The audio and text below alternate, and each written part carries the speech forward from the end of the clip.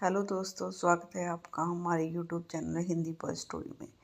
एक छोटे से गांव में कमला और उसकी बहू पूजा साथ रहती थी। कमला गांव की पुरानी सोच वाली सख्त स्वभाव की औरत थी। उसका बेटा राजू शहर में नौकरी करता था और महीने में 1-2 बार ही घर आ पाता था।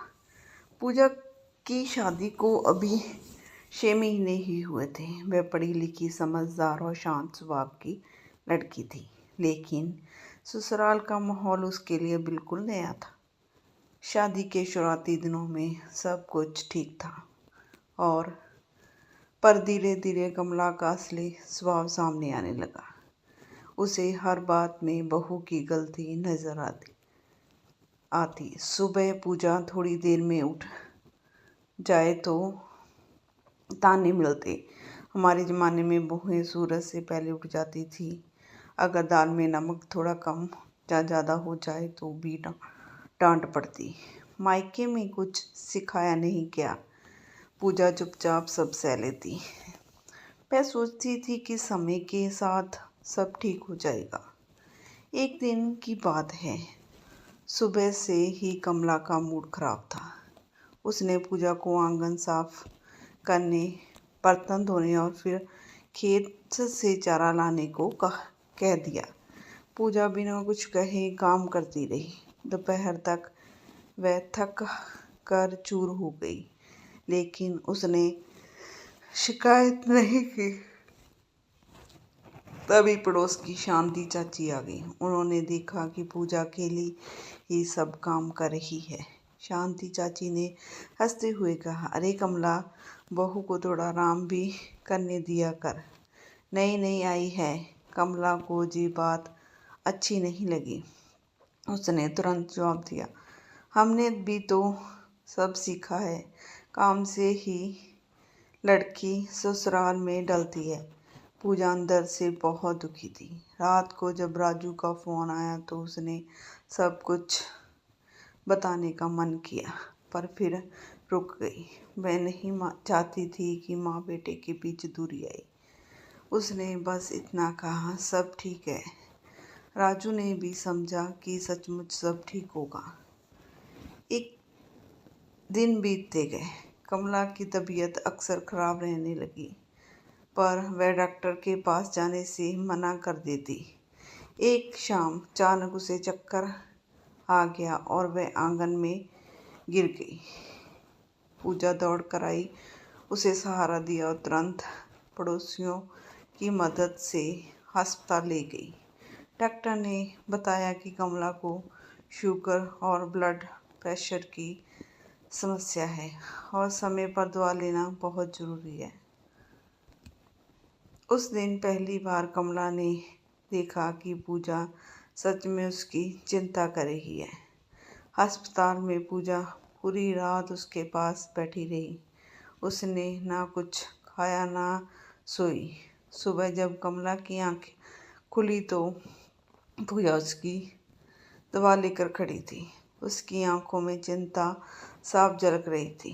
कमला के दिल में हल्की सी नरमी आई, लेकिन वह अभी भी अपने अहंकार में बंधी हुई थी। घर आने के बाद पूजा ने कमला के खाने पीने का खास ध्यान रखना शुरू कर दिया। वह समय पर दवा देती, हल्का खाना बनाती और उन्हें आराम करने को कहती। अब वह खेत का काम भी खुद ही संभालने लगी। धीरे धीरे कमला को महसूस होने लगा कि बहू सच में घर की जिम्मेदारी उठा रही है। एक दिन गांव में शादी का निमंत्रण आया। कमला जाना चाहती थी, लेकिन तबीयत ठीक नहीं थी। पूजा ने कहा, माँ जी, आप चिंता मत कीजिए, मैं आपके साथ चलूँगी और पूरा ध्यान रखूँगी। शादी में सब लोग पूजा की तारीफ कर रहे थे कि वह कितनी सेवा भाव वाली बहू है। ये सुनकर कमला का सिर गर्व से ऊंचा हो गया। पहली बार उसने सबके सामने कहा, मेरी बहू बहुत समझदार है। उस रात घर लौटकर कमला ने पूजा को पास बुलाया। उसकी आवाज़ में पहले जैसी कठोरता नहीं थी। उसने धीमे से कहा, बहू, मैंने तुझे बहुत डांटा, ताने दिए, पर तूने कभी जवाब नहीं दिया। आज समझ में आया कि तू इस घर की लक्ष्मी है। ये सुनकर पूजा की आंखों में आंसू आ गए। उसने कमला के पैर छू लिए और बोली, माँ जी, आप मेरी माँ जैसी ही हो। अगर मैं कुछ गलत करूं तो समझाइए, पर मुझसे नाराज़ मत होइए। उस दिन के बाद घर का माहौल बदल गया। कमला अब छोटी छोटी बातों पर गुस्सा नहीं करती थी।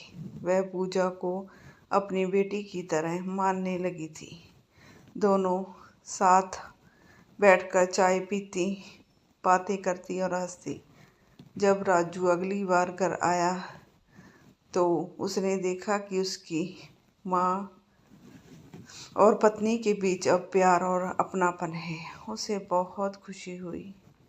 गांव में भी अब मिसाल दी जाने लगी कि कैसे सास और बहू ने समझदारी से अपने रिश्ते को मजबूत बनाया। कमला ने महसूस किया कि सख्ती से नहीं, प्यार और विश्वास से घर बसता है।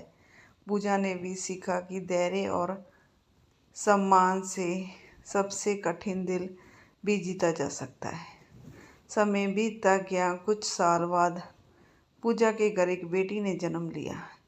कमला ने उसे गोद में उठाकर कहा, मैं इसे वही प्यार दूंगी जो मुझे अपनी बहू से मिला है।